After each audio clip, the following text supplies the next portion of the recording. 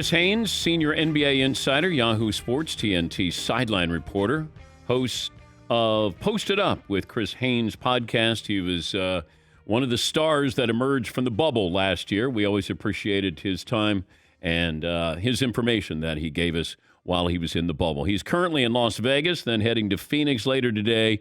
Game 5 coming up on Saturday night. Chris, thanks for joining us. We just got word that Kevin Love is withdrawing from the Olympic team. So we have Bradley Beal and Kevin Love not playing. Who are going to be the replacements? Well, they have a ample amount of players that they can pick from the pool. I know a player that has been campaigning behind the scenes of trying to get on this team, and that's Trae Young of the Atlanta Hawks. We heard talk of Duncan Robinson with the Miami Heat, the sharpshooter as well. So Colangelo has some tough decisions to make, but there's still a bunch of players that I've talked to behind the scenes, about upwards of 10, that would like the opportunity to have one of those two spots. So they'll have a good amount of options. Why was Kevin Love on the team to begin with? That is a good question, DP. Experience. I'm just going to go with experience. I'll go with that. That's the best I got, DP. I got a lot of experience. Come on. This is where I would have hoped Julius Randle, Zion Williamson, where you could have younger players get that opportunity to play in Olympic competition. I mean that's what I was hoping for, and I don't know what's going on behind the scenes, but I was really surprised that Kevin Love was given an invitation. So, well, DP, as far as Zion Williamson goes, it's hard for me to believe that Team USA did not ask him to play in that. Like that. That's just like the golden standard of having a young, promising player on the roster. He didn't even get an invitation to try out.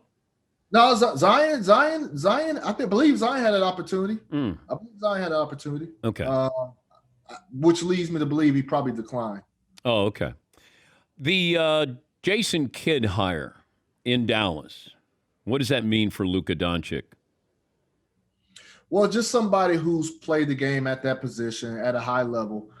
Somebody who I think what the Mavericks are hoping that Jason Kidd can even accelerate Luka's learning curve in this NBA. And that's funny to say that, saying that, that he's an all NBA player right now. But Jason Kidd, just his pedigree, his knowledge of the game, and they believe that Jason Kidd has become a much better coach over the last 2 or 3 years, earned a championship with the Lakers. I talked to Rob Pelinka over there with the Lakers, and he said the things that they were able to do, some of the innovative sets that they were putting out there on the floor, he credited Jason Kidd. And so he got a lot of praise over there. LeBron James also praised Kidd. So I think they feel like Kidd can take this team to the next level. Now, I want to say this, DP, is that it was somewhat in the plans a few years ago for Jason Kidd to join the coaching staff of Rick Carlisle. Something happened.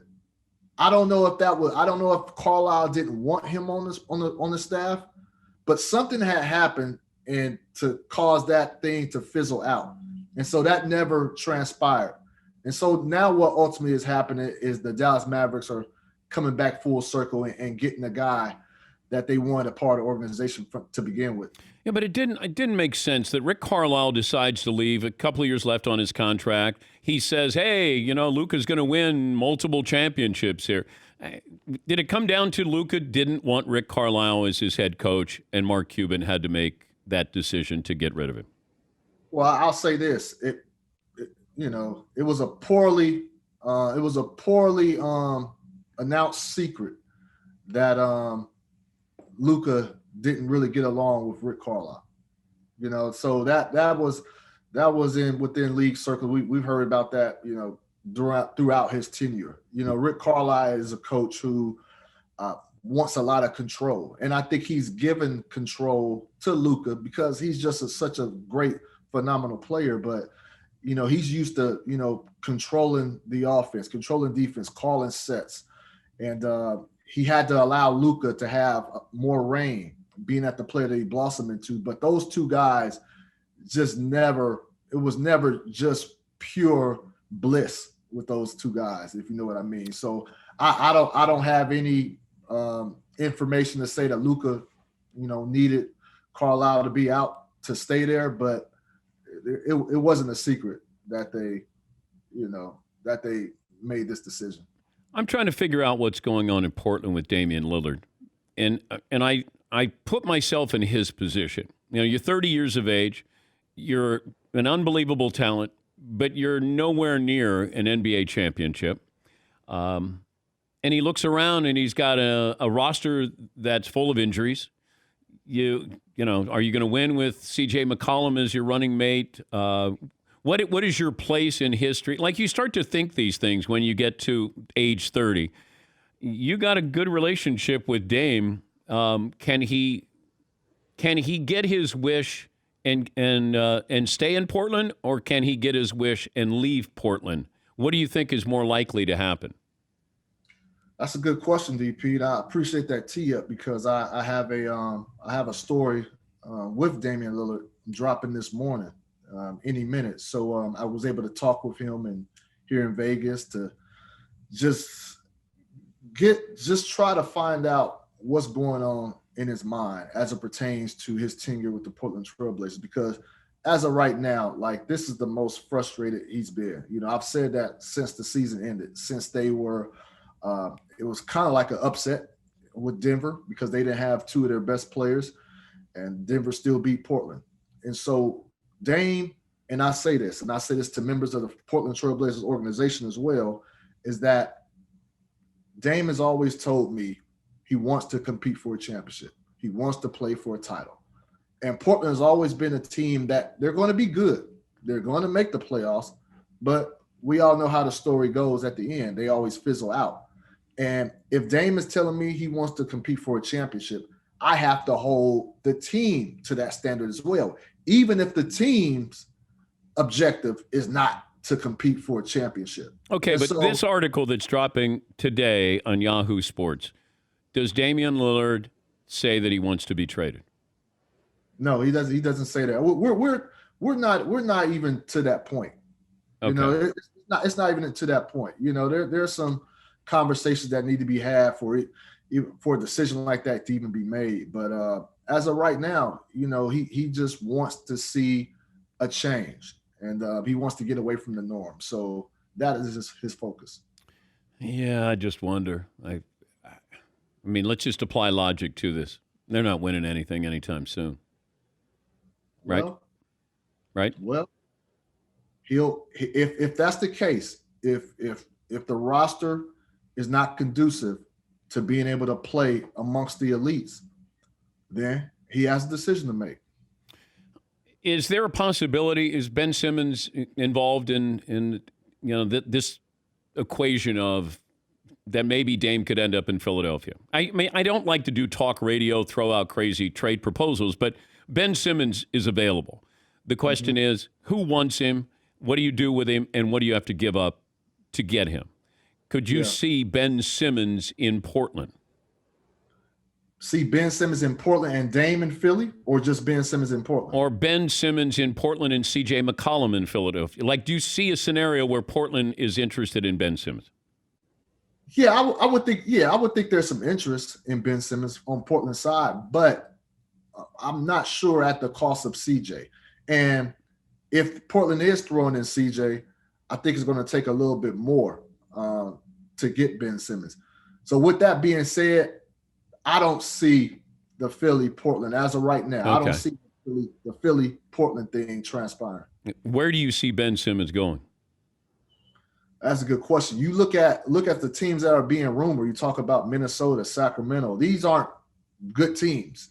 These are teams that are young and they're still trying to develop players. You don't hear a lot of top-notch teams, clamoring to get Ben Simmons right now. But I think he's got to go to a place where he can sort of not hide, but he needs to go where there's a little less pressure on every game, every moment, every shot, every free throw. Like, I said Orlando. Like, let him go and let him run a team, because we've seen when Embiid is not in there, he's a different player. And I just wonder if he got away and got into a situation. Minnesota's not right for him. Sacramento's not going to be right for him. But I would think one of these other teams where he could just sort of, Houston, like he could sort of run the team a little bit. That's what I'd be curious about.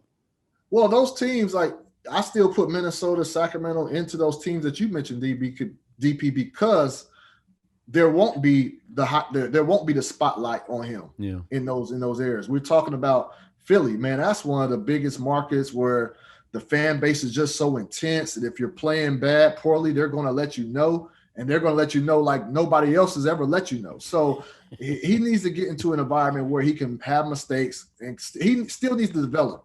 As great as he is, I believe he's a 2-time All-Star, one of the best defensive players we have in this league, but he has a lot of development to go. And I think he's going to reach his full potential right now if he's on one of those lower market teams, which won't have a lot of spotlight on him, where he can make mistakes and still try to prosper. What do you think the media is going to react to Chris Paul if the Suns don't win this NBA championship? I mean, it's going to be it's going to be tough, man. We've seen Chris Paul play at a high level, fizzle out towards the end. His best run before this point was in Houston when he got to the conference finals. He was a hamstring away from advancing, and now they're up 2-0.